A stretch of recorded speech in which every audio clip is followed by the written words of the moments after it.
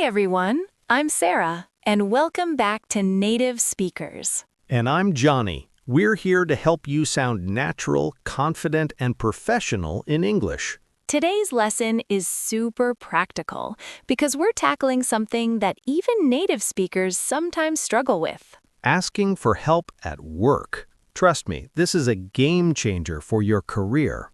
So grab your notebook and let's dive in. All right, Sarah, let's be honest here. Why do so many people, English learners and native speakers, find it so hard to ask for help at work? Oh, that's such a good question. I think it comes down to fear, Johnny. People are afraid of looking incompetent, or they worry they're bothering their colleagues. Exactly. And here's the thing. Asking for help is actually a sign of intelligence, not weakness. Think about it this way. Would you rather struggle for 3 hours on a task and deliver mediocre results, or ask for 15 minutes of someone's time and deliver excellent work? Right. And in English, how you ask makes all the difference. There's a whole spectrum from casual to formal, and you need to know where you fall on that spectrum depending on who you're talking to. Okay, so let's start with the most common scenario. Sarah, imagine you're new to a company and you need to ask a coworker, someone at your same level, for help with the printer. What would you say? Oh, that's easy. I'd probably walk up and say something like, "Hey, sorry to bother you, but do you have a quick second? I can't figure out how to scan documents on this printer." Perfect. Notice what Sarah did there? She used "sorry to bother you" as a softener. That's what we call a politeness marker. It acknowledges that you're taking up someone's time. But Johnny, here's something important. Don't over-apologize. Some people, especially those learning English, say, "I'm so sorry" about 10 times. One "sorry to bother you" or "excuse me" is enough. Brilliant point. You want to be polite, not desperate. Let me give you another example. Sarah, what if I walked up to you and said, "Sarah, I'm so sorry. I'm really sorry to interrupt you. I feel terrible about this. But could you maybe, possibly, if you have time, help me with something? I'm so sorry." Okay, that would make me feel uncomfortable. I'd be like, "Johnny, relax. What do you need?" Exactly. Confidence is key. You're not asking for a kidney, you're asking for work help. That's literally what teams are for. So, let's break down some useful phrases for casual, peer-to-peer help. You can say, "Hey, do you have a minute? Quick question for you. I could use your brain on something. Can I pick your brain about something?" Ooh, pick your brain. That's a great idiom. It means to get advice or information from someone knowledgeable. Like, "Hey Tom, can I pick your brain about the new software? You seem to know it really well." Yes, and notice how that includes a compliment. You seem to know it really well. People love helping when you acknowledge their expertise. That's actually a psychological principle called the Benjamin Franklin effect. When you ask someone for a favor, they actually end up liking you more because they see themselves as someone who helps you. Fascinating. Okay, so let's level up. What about asking your boss for help? That requires more formality, right? Absolutely. You can't just walk into your manager's office and say, "Yo, got a sec?" Unless you have a very casual workplace. But generally, with managers, you want to show respect for their time and position. Let me give you a scenario. Johnny, pretend you're my boss. Okay, I'm sitting at my desk looking very important. Knock knock on imaginary door. "Hi, Johnny. Do you have a few minutes? I wanted to get your input on the presentation I'm working on for the client meeting." Sure, Sarah. Come in. What's up? "I've completed the first draft, but I'm uncertain about the tone for this particular client. Should we go more formal or keep it conversational? I'd really value your perspective since you've worked with them before." Perfect. Let's pause there. What did Sarah do brilliantly? Oh, are you analyzing me now? Yes. First, you asked, "Do you have a few minutes?" You're respecting my time. Second, you showed you'd already done work. You're not asking me to do your job, you're asking for guidance on something specific. Right. Never ask your boss for help on something you haven't attempted yourself. come with, I tried this approach, but I'm stuck on this specific part, rather than, I don't know where to start. And you used, I'd really value your perspective. That's a beautiful, professional phrase that shows respect without being overly submissive. Here are more formal phrases for asking managers or senior colleagues. I wanted to get your input on, could I schedule some time to discuss? I'd appreciate your guidance on, would you mind reviewing? I wanted to run something by you. Run something by you is another great idiom. It means to present an idea to get someone's opinion. Like, before I send this email to the whole department, can I run it by you? Now, Johnny, what about email? Because let's be real, so much workplace communication happens over email now. Oh man, email etiquette for asking help is its own art form. The subject line alone is crucial. Yes, don't write help exclamation point or urgent unless it's truly urgent. And definitely don't write question as your subject line. Be specific. Good subject lines would be question about Q4 budget report, need clarification on project timeline, request for feedback on marketing proposal. See how those are clear and specific? The recipient knows exactly what you need before opening the email. All right, let me write a bad help request email and then we'll fix it. Ready? Oh, I love this game. In a dramatic voice. Hey, I need help with the thing we talked about. Can you send me that file? Thanks. Oh no, that's terrible. First of all, the thing we talked about. What thing? Exactly. The recipient has talked about hundreds of things. And that file, which file? Plus, there's no greeting, no context, no deadline information. Let's fix it. Okay, here's the professional version. Hi, Marcus. I hope you're doing well. I'm working on the client presentation for Anderson Industries and wanted to follow up on our conversation from yesterday's meeting. Would you be able to send me the sales figures from Q3 that you mentioned? I'd like to include them in the competitive analysis section. If possible, I'd appreciate having these by Thursday afternoon so I can finalize the deck before Friday's review session. Please let me know if you need any clarification. Thanks so much for your help. Best regards, Johnny. Now that's a professional email. You included context, a specific request, a reasonable deadline, and politeness without being wimpy. The formula is actually pretty simple. Greeting plus pleasantry, context or background, specific request, deadline if applicable, thanks plus closing. And here's a pro tip. Make it easy for people to help you. If you're asking a yes-no question, make it clear. If you need specific information, be precise. Right. Compare these two. Bad. Do you have any thoughts on the proposal? Good. Do you think we should include pricing in Section 3, or would a separate pricing document be better? The second one is so much easier to answer. Okay, let's talk about a tricky situation. What if you've already asked for help, but the person forgot or didn't respond? Ah, the dreaded follow-up. This requires serious tact. You cannot, and I repeat, cannot, write, as I said in my previous email. That sounds passive-aggressive. Oh yes, that's the corporate version of, did you even read my email? Instead, give them an out. Assume they're busy, not ignoring you.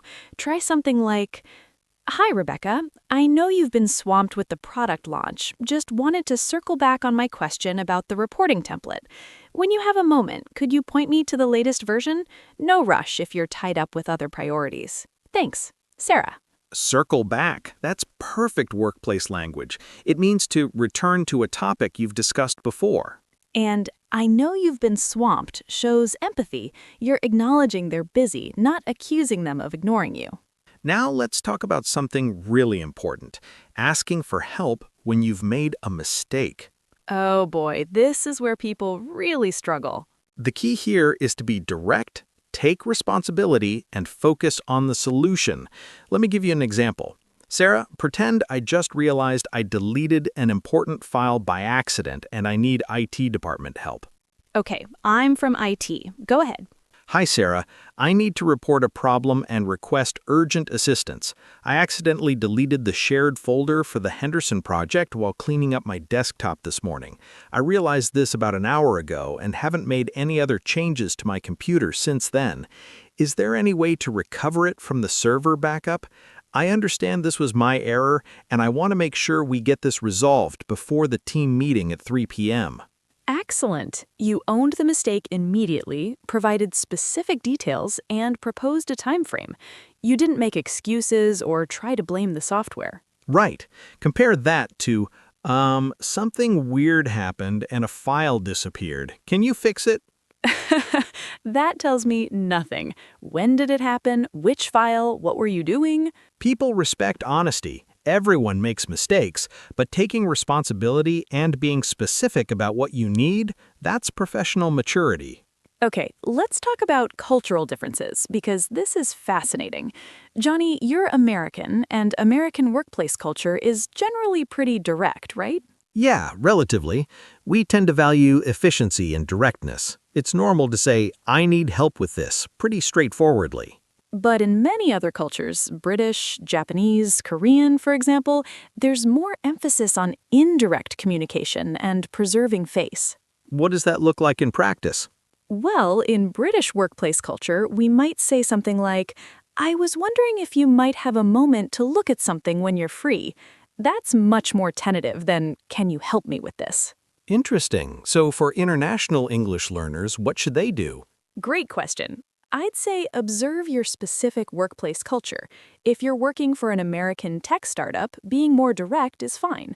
If you're in a formal British law firm, add more politeness markers. But here's what works universally. Clarity plus politeness. Even in direct cultures, you don't want to be rude. Even in indirect cultures, you still need to be clear about what you need. Exactly. Now, let's talk about phrases you should avoid when asking for help. Oh yes, first one, this might be a stupid question, but... Never say that. There are no stupid questions, only questions you haven't asked yet. It undermines your credibility before you've even asked the question. Just ask it. I have a question about the filing system is perfectly fine. Another one, you're probably too busy, but... That's almost like you're answering for them. Let them decide if they're too busy. And avoid, I hate to bother you again. Especially if you've only asked once before, you're not bothering anyone. Collaboration is part of work. Here's something positive, phrases that make people want to help you. I really appreciate your expertise in... You explained this so well last time. I know you're the go-to person for... Those are great because they're genuine compliments. And here's a secret. When someone helps you, follow up afterwards.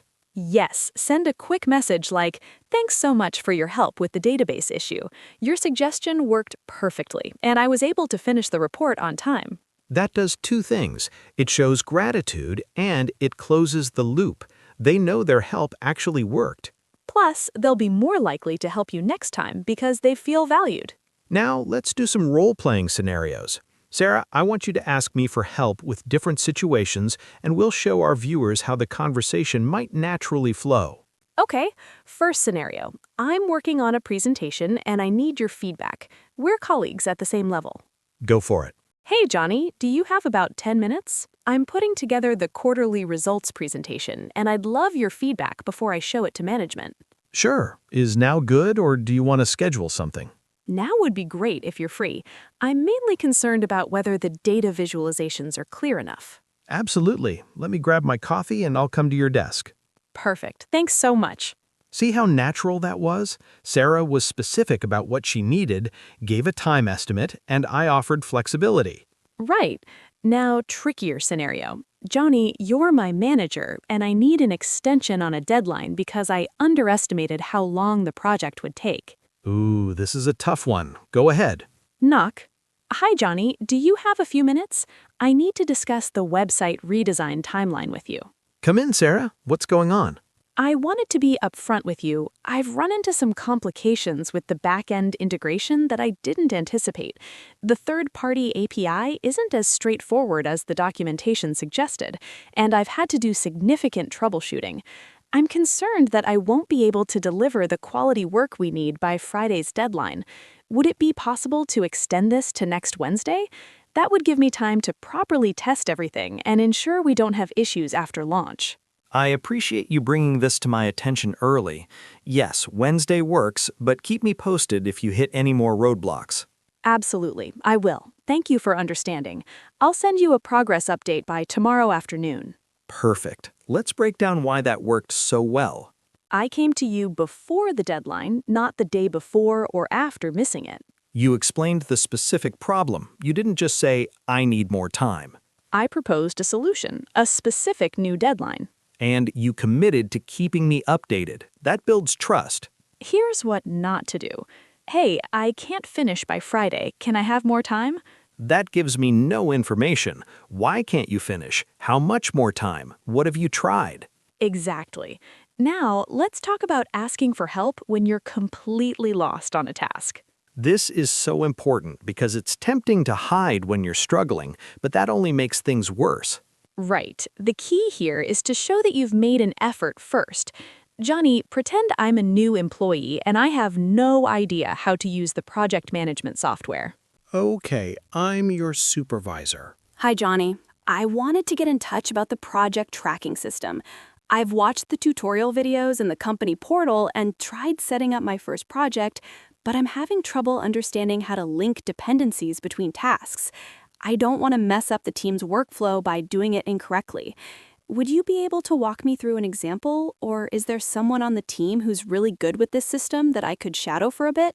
Excellent. You showed initiative by watching the tutorials, you identified the specific problem, and you even offered 2 possible solutions. And I was honest that I'm worried about making mistakes. That's not weakness, that's showing you care about quality. Exactly. As a manager, I'd much rather have someone ask for help than silently struggle and potentially cause bigger problems later. Now let's talk about the informal, everyday help asking that happens constantly in offices. Oh yeah, like, hey, does anyone know where the stapler went kind of stuff? Exactly. Or, quick question, does anyone remember the Wi-Fi password for the conference room? These are great to know because they're so common. You can use, does anyone know? Quick question for the group. Can someone point me to? Who's the best person to ask about?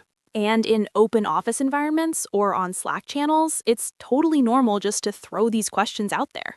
Right, you're not directing it at anyone specific, so it's low pressure.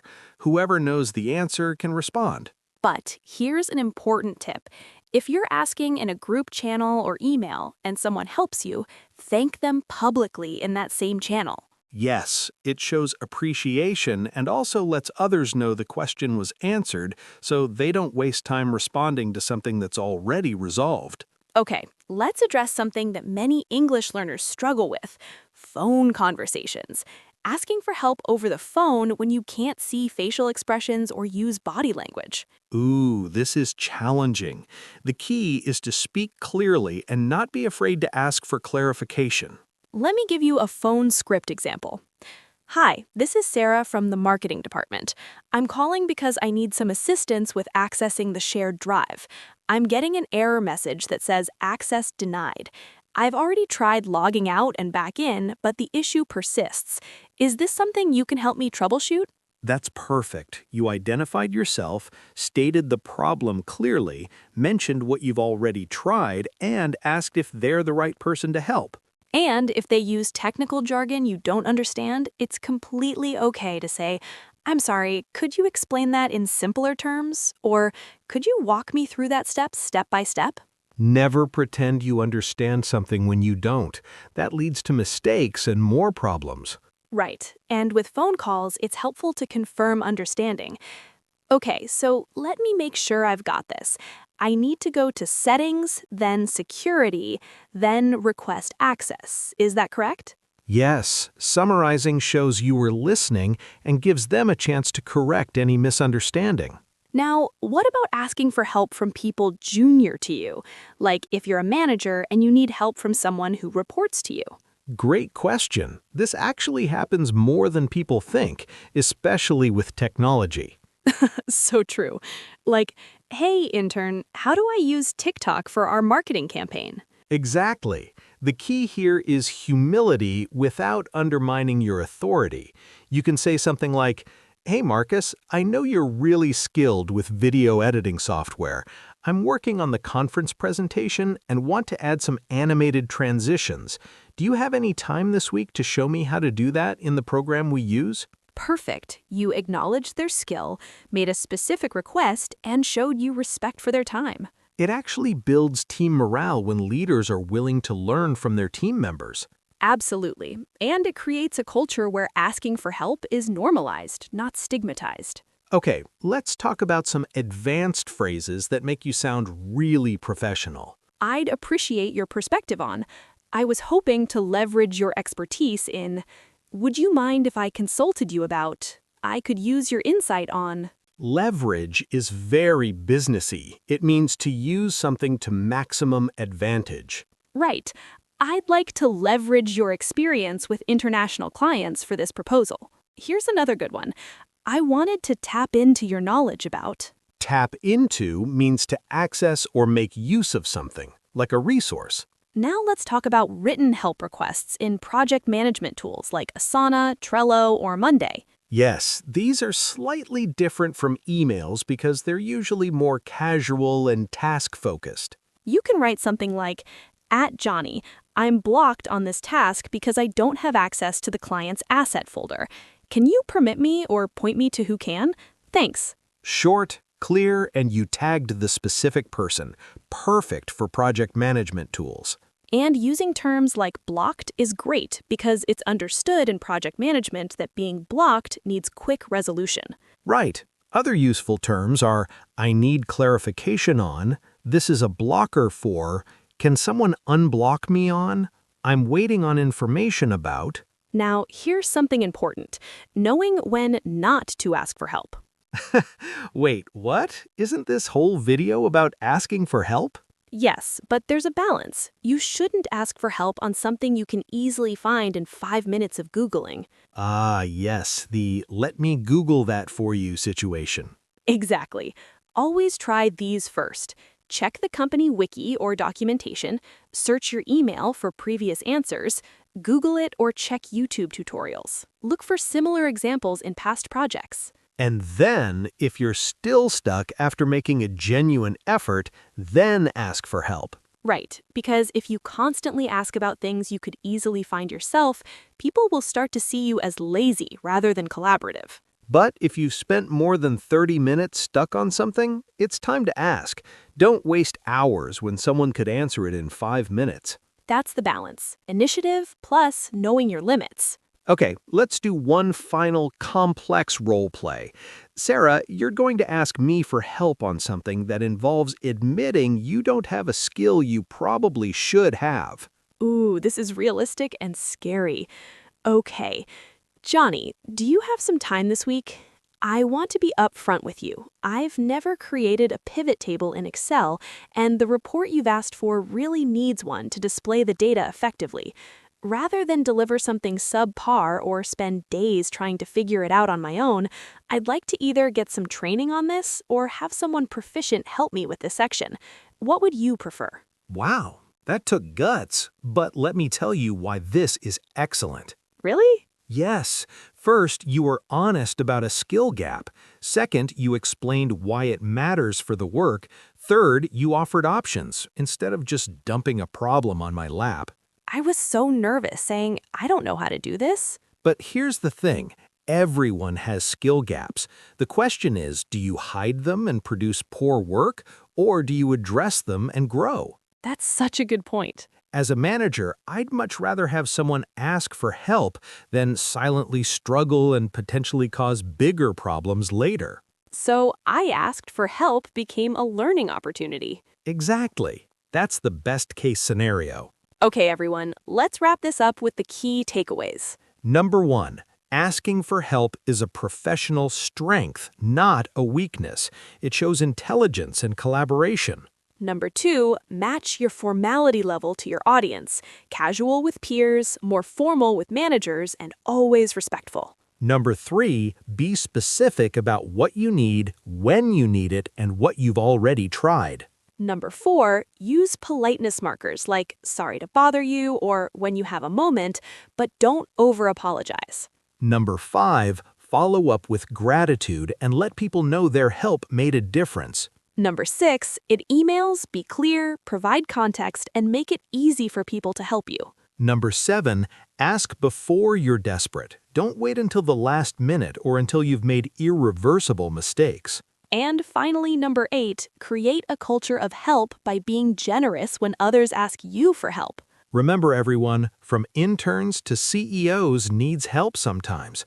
The people who succeed are the ones who aren't afraid to ask. If you found this video helpful, please give it a thumbs up and subscribe to Native Speakers. We've got tons more content coming on business English, workplace communication, and everyday conversations. Drop a comment below telling us about a time when asking for help at work really made a difference for you. We love hearing your stories. And if there is a specific workplace communication topic you'd like us to cover, let us know. Thanks so much for watching, everyone. Remember, every expert was once a beginner who wasn't afraid to ask questions. See you in the next video.